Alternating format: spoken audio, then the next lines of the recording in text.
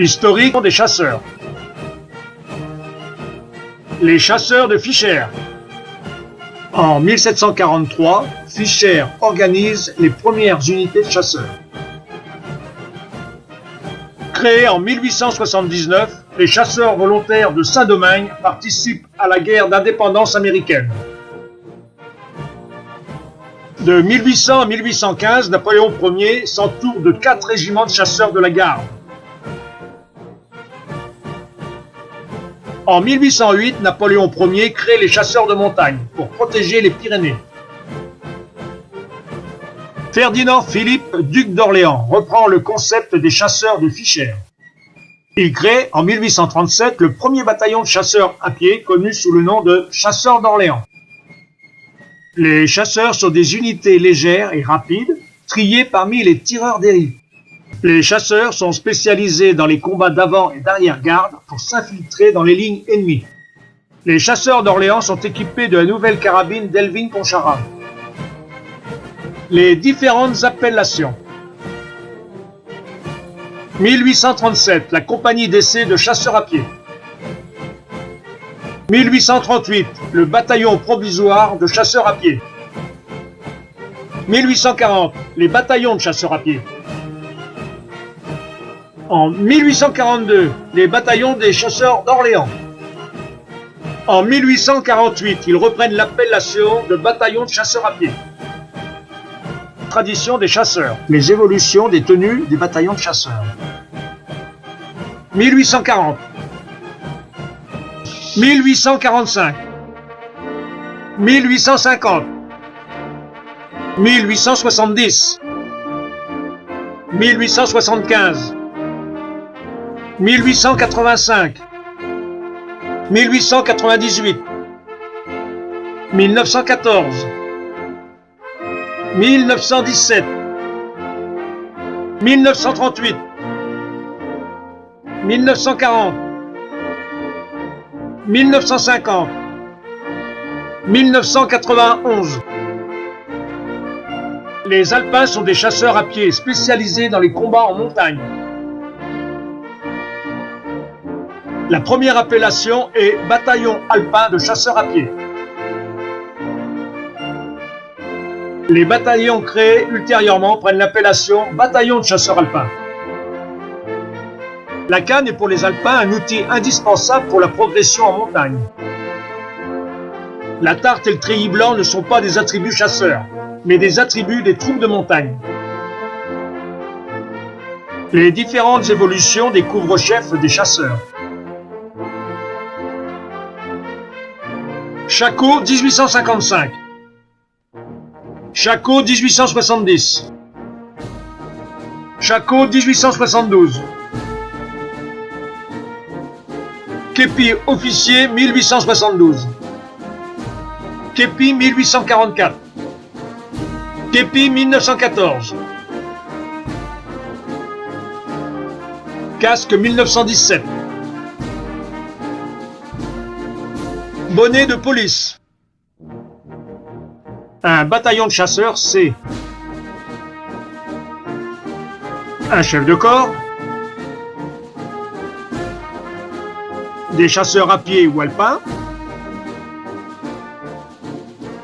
un fanion par bataillon.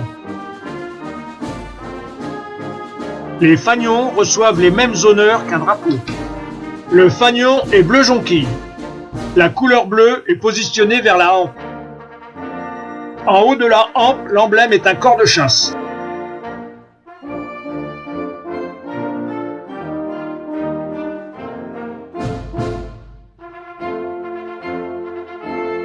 L'emblème du premier bataillon est un coq. Le fanion du bataillon de la garde est vert jonquille. L'emblème est l'aigle impérial.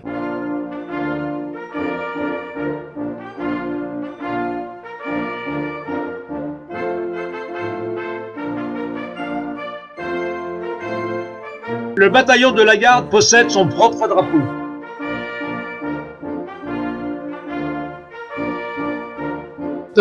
En 1870, le bataillon de la garde est dissous. Il prend l'appellation 24e bataillon. Un refrain par bataillon. Le refrain du 16e bataillon.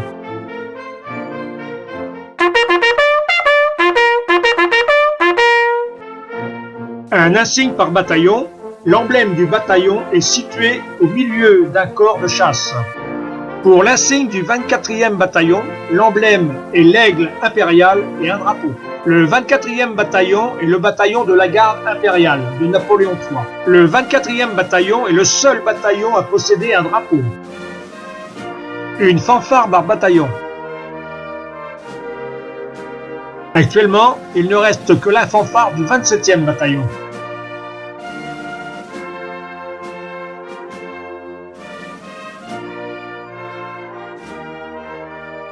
Pas de régiment, mais des bataillons. L'arme bleue des bataillons de chasseurs comprend diverses spécialités. Les chasseurs à pied et les chasseurs alpins. Les chasseurs cyclistes et les chasseurs de forteresse. Les chasseurs portés et les chasseurs mécanisés. Pas de caserne, mais un quartier. Pas de musique, mais une fanfare. La fanfare ne joue pas, elle sonne. Pas de tambour, mais des caisses claires. Le refrain du jour correspond au jour du mois. Il n'est pas chanté, mais sonné. Pas d'uniforme, mais une tenue. La tenue bleue est un témoignage du vécu des bataillons de chasseurs. Bleu jonquille pour les chasseurs, drap moutarde pour les biffins. Les chasseurs n'ont pas de capote, mais un manteau.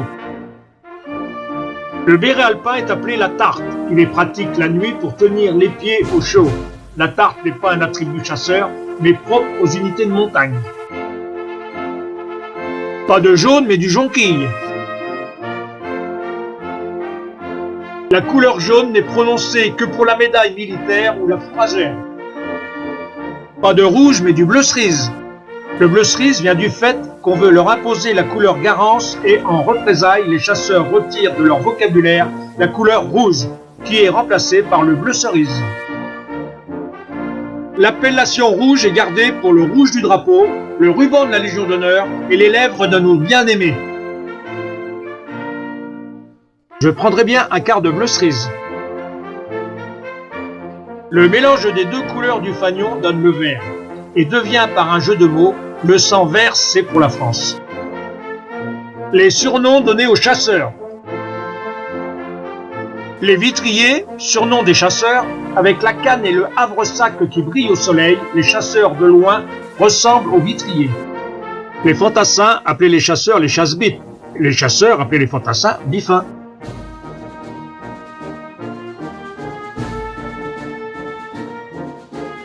Les Diables Bleus, troisième surnom des chasseurs. Il est donné par les Allemands pendant la Grande Guerre. Le corps de chasse est le lien entre tous les bataillons de chasseurs.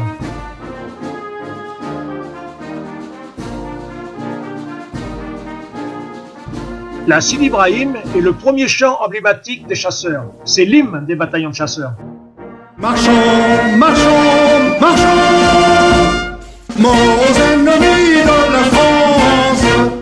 Vers 1880, les chasseurs protestent car on remet en cause l'arme bleue. Issu du 25e bataillon, le chant de la protestation se propage dans tous les bataillons. C'est le deuxième chant emblématique des chasseurs. Encore un cœur cassé, la musique qui passe. Encore un cœur cassé, la musique passée. Nous sommes 30 000 braves, au képi sombre, au manteau bleu. Et nous voyons même les oies derrière nous courir au feu. Les allobroges est pour les Alpins le troisième chant emblématique des chasseurs. Car j'aime à respirer l'air pur de vos montagnes. Je suis la liberté, la liberté. Le chant des glières est le quatrième chant emblématique des chasseurs. Il est très important pour le 27e bataillon. En avant, bataillon des glières, décidé à à mourir pour chasser l'ennemi sanguinaire. Nous vaincrons, bataillon, nous vaincrons, nous vaincrons, nous vaincrons. Le pas chasseur est rapide, il est de 140 pas minutes. On suit nos couleurs, les relever quand elles tombent et les porter toujours plus loin et plus haut. Sur l'avers est inscrit bataillon de chasseurs à pied. Les chasseurs sont réunis sous un seul et unique drapeau. Sur le revers, les inscriptions des batailles. Chaque année, la garde du drapeau change de bataillon, dans l'ordre des numéros de bataillon. L'esprit chasseur, c'est la solidarité, l'esprit d'équipe, l'initiative, la rapidité dans l'exécution, aller au-delà du juste devoir. Extrait de la déclaration du 3 mai 1913 du maréchal Lyautey. C'est la rapidité dans l'exécution de gens qui pigent et qui galopent. C'est l'allant, c'est l'allure, c'est le chic.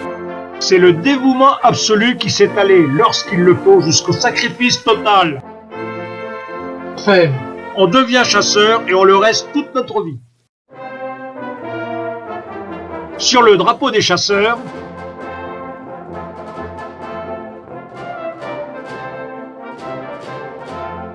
première inscription, Isly. Le 14 août 1844, à l'ouest d'Isly, au Maroc. Grande victoire du général Bugeaud qui, à la tête d'une colonne de 10 000 hommes, comprenant 7 bataillons de chasseurs d'Orléans, met en défaite les troupes de l'émir Abdelkader. Deuxième inscription, Sidi Ibrahim. Le 21 septembre 1845, le colonel de Montagnac, avec une petite colonne qui comprenait le 8e bataillon des chasseurs d'Orléans, part à la rencontre de l'émir Abdelkader. Plus de 3000 cavaliers, menés par Abdelkader, foncent sur la colonne du colonel de Montagnac. À l'issue du combat, seulement 80 chasseurs se réfugient dans le marabout de Sidi Ibrahim. Assaillis, les chasseurs usent leurs dernières munitions. À l'ordre donné par les assaillants de se rendre, les chasseurs répondent « Merde à Abdelkader, les chasseurs meurent mais ne se rendent pas ». Les survivants forment le carré et à la force des baïonnettes, ils percent les lignes ennemies. Seuls 16 survivants rejoignent le camp de base. La Sidi Ibrahim fait partie des combats de référence des chasseurs. Les restes des héros de Sidi Ibrahim sont rassemblés à Vincennes, dans le tombeau des Braves. Les chasseurs rentrent dans l'histoire. Troisième inscription, Sébastopol. En 1854 et 1855, en Crimée, pendant le siège de Sébastopol, le 1er bataillon est présent dans tous les combats. Le 1er bataillon y gagne son refrain.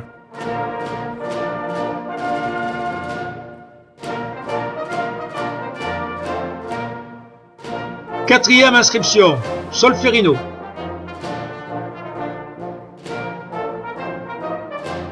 En juin 1859, pendant la campagne d'Italie, le 24e bataillon capture un drapeau autrichien.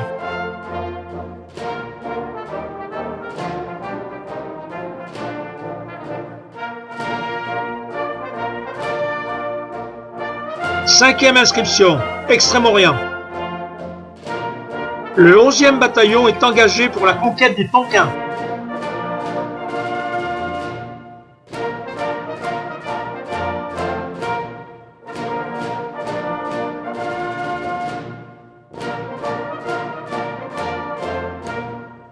Sixième inscription, Madagascar. En 1895, le 40e bataillon participe à la conquête de Madagascar.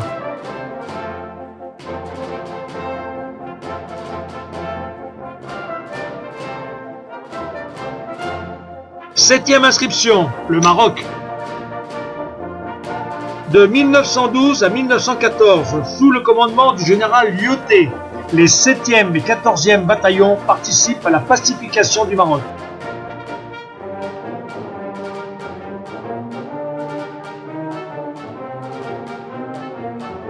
Huitième inscription, Grande Guerre. Le 4 août 1914, les chasseurs du 1er bataillon prennent le premier drapeau à l'ennemi.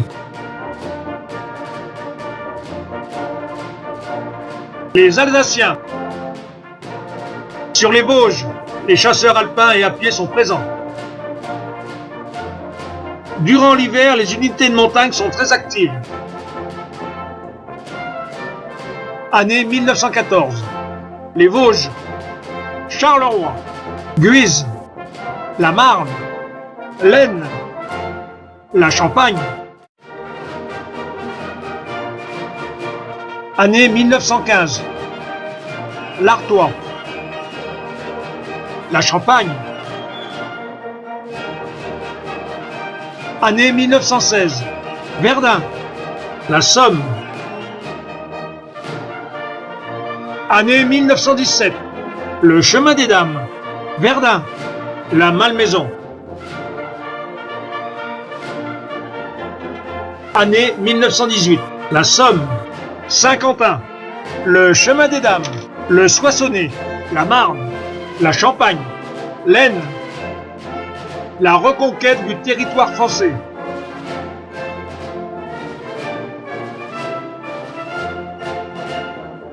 Les chasseurs portés. En 1937, des bataillons de chasseurs sont intégrés dans des divisions de cuirassiers. Ils sont dotés de véhicules chenillés et blindés. Les véhicules Laffy et Latil. Les véhicules Lorraine et Renault.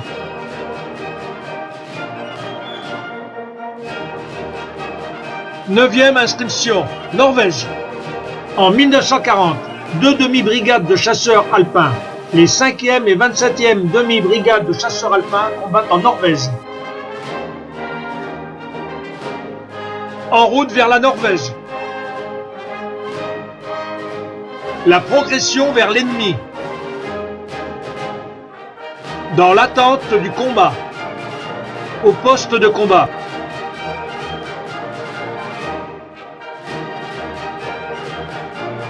Dixième inscription, Blarigny. Formé des 1er, 10e et 29e bataillons de la 24 demi-brigade, ils combattent en Belgique.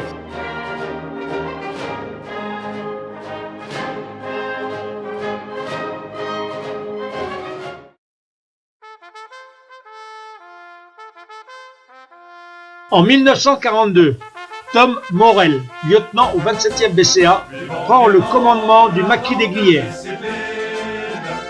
En marche vers le combat.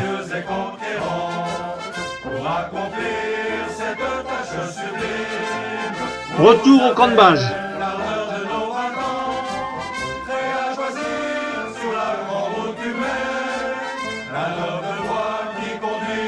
Tom Morel est tué en mars 1944 par la milice de Vichy. Les Glières sont sur le drapeau, mais de nombreux maquis sont créés par des bataillons de chasseurs.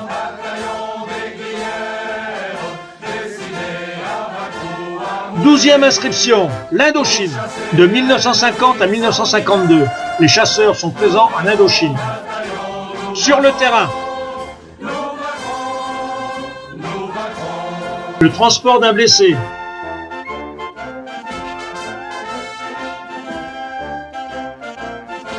Treizième inscription, l'AFN. De 1952 à 1962, les chasseurs sont répartis sur le territoire algérien. Le débarquement à Alger. L'observation.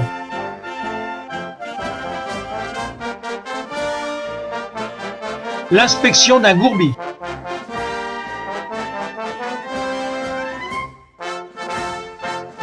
La fouille des prisonniers. Les bataillons de chasseurs actuels.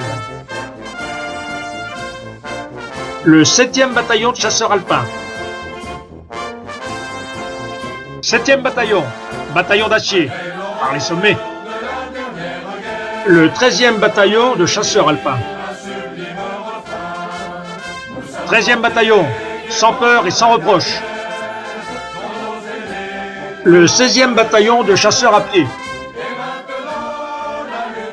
16e bataillon, bataillon de piocheurs. Le 27e bataillon de chasseurs alpins. 27e bataillon, Quarante-Pradam, bataillon des Glières.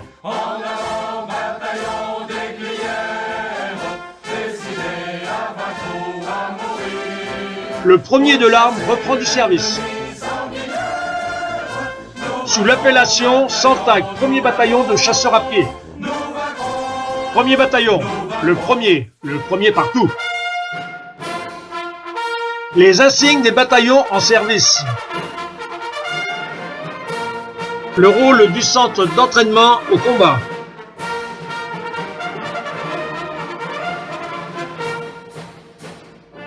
La cohésion du groupe. La connaissance du terrain.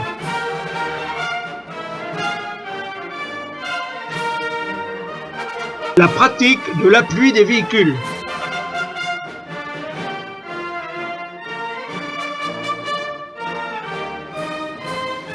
L'armement et le fantassin moderne. Pistolet. Le fusil d'assaut.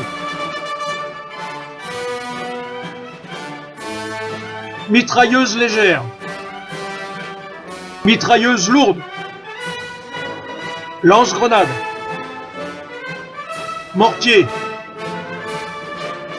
Lance-roquette. Lance-missile. Véhicule VAB. Véhicule VAC. Les opérations extérieures. La Bosnie. Le Tchad. La Côte d'Ivoire. Le Liban.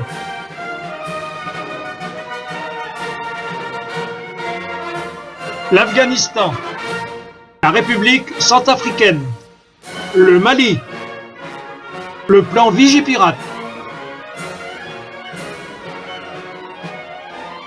Les décorations sur le drapeau.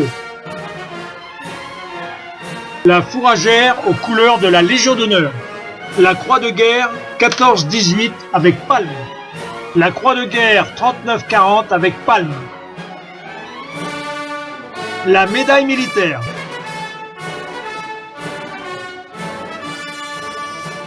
La croix de la Légion d'honneur. La médaille italienne du mérite de guerre. La croix de guerre norvégienne.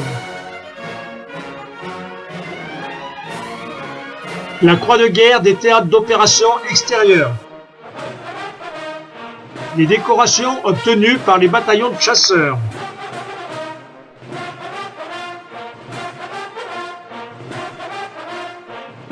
Pendant la Grande Guerre, les bataillons de chasseurs ont reçu 5 fourragères aux couleurs de la Légion d'honneur, 24 fourragères aux couleurs de la médaille militaire, 41 fourragères aux couleurs de la croix de guerre, 242 palmes,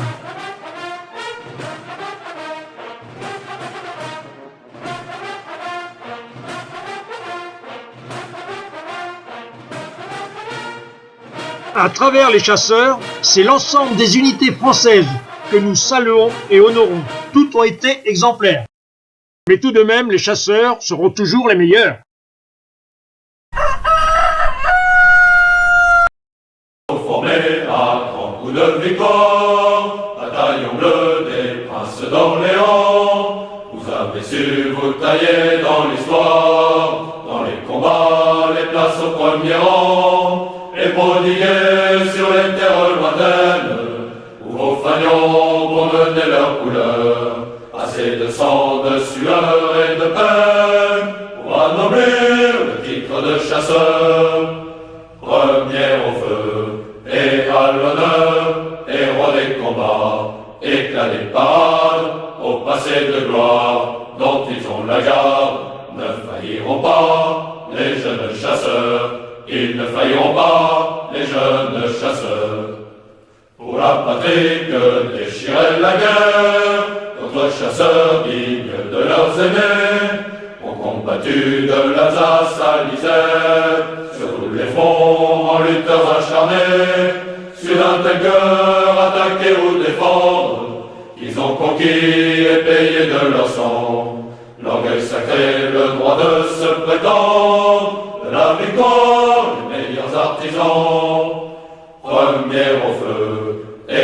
l'honneur, héros des combats, éclat des parades, au passé de gloire, dont ils ont la garde, ne failliront pas les jeunes chasseurs, ils ne failliront pas les jeunes chasseurs.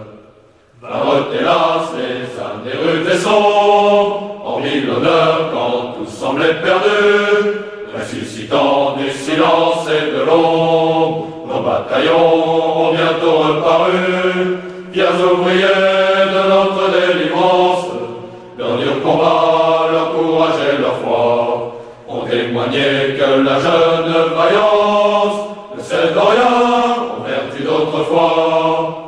Premier au feu, et à l'honneur, héros des combats, éclat des parades, au passé de gloire, dont ils ont la garde, ne failliront pas les jeunes chasseurs, ils ne failliront pas les jeunes chasseurs.